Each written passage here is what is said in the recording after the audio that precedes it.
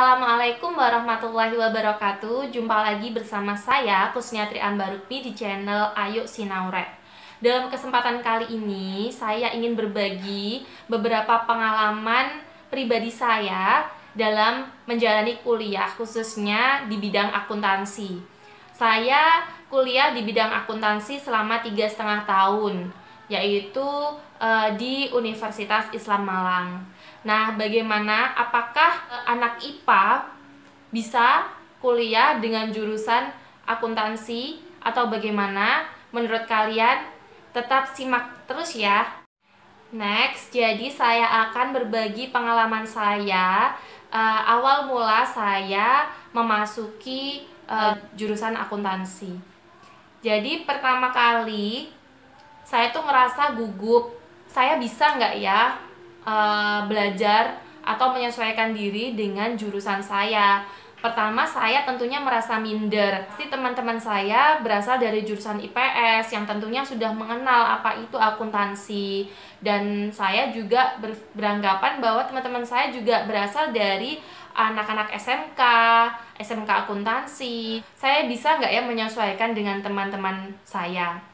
Awalnya dengan perasaan seperti itu memicu saya ingin gitu bisa beradaptasi dengan pilihan saya, yaitu saya mengambil jurusan akuntansi.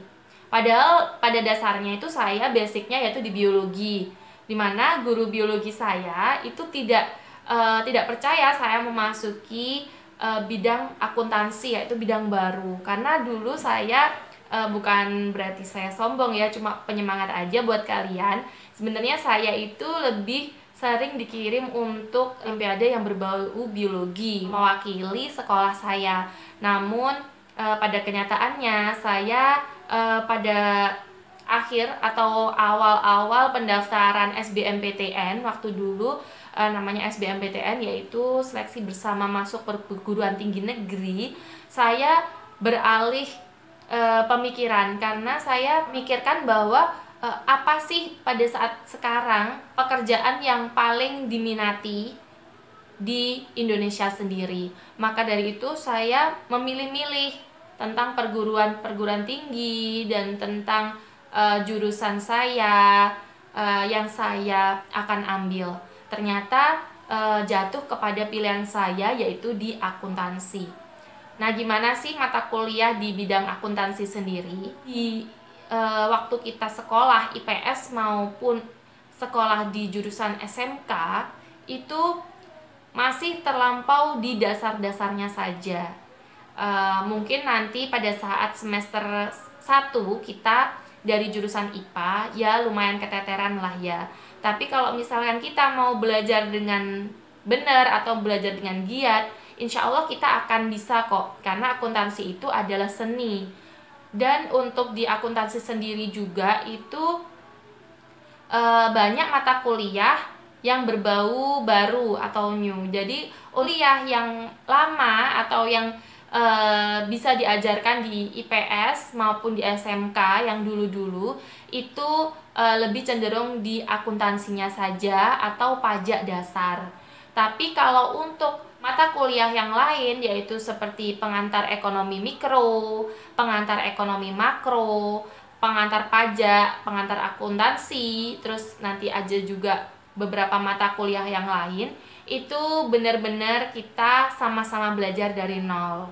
Jadi tidak ada bedanya antara kita mahasiswa yang berasal dari jurusan IPA maupun dari jurusan IPS. So, kalian yang dari jurusan IPA, menurut aku jangan minder terlebih dahulu seperti aku dulu gitu.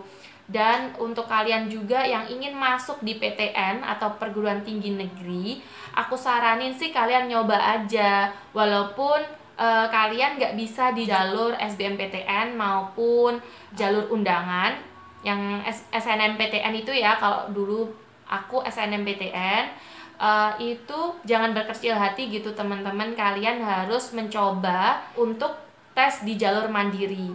Jadi untuk kampus-kampus itu menyediakan, apalagi untuk kampus negeri ya, kampus negeri itu menyediakan beberapa seleksi. Yang pertama ada seleksi jalur SNMPTN, yaitu jalur undangan. Yang kedua yaitu kita bisa mengikuti SBMPTN, yaitu seleksi bersama masuk perguruan tinggi negeri yang sekarang dinamakan UTBK atau ujian tes tulis bersama itu. Yang ketiga, ini ada jalur yang disediakan khusus dari kampus, yaitu jalur mandiri, dimana biasanya kampus menyediakan beberapa gelombang dalam penerimaan mahasiswanya. Nah, aku sarankan kalian mengambil di jalur yang ketiga ini, yaitu di jalur mandiri yang benar-benar disediakan tesnya dari kampus masing-masing, yaitu universitas masing-masing. Karena apa? Karena untuk jalur yang SNMPTN dan SBMPTN bisa jadi kita bilang itu jalur yang disediakan dari Dikti atau dari Kementerian Pendidikan gitu.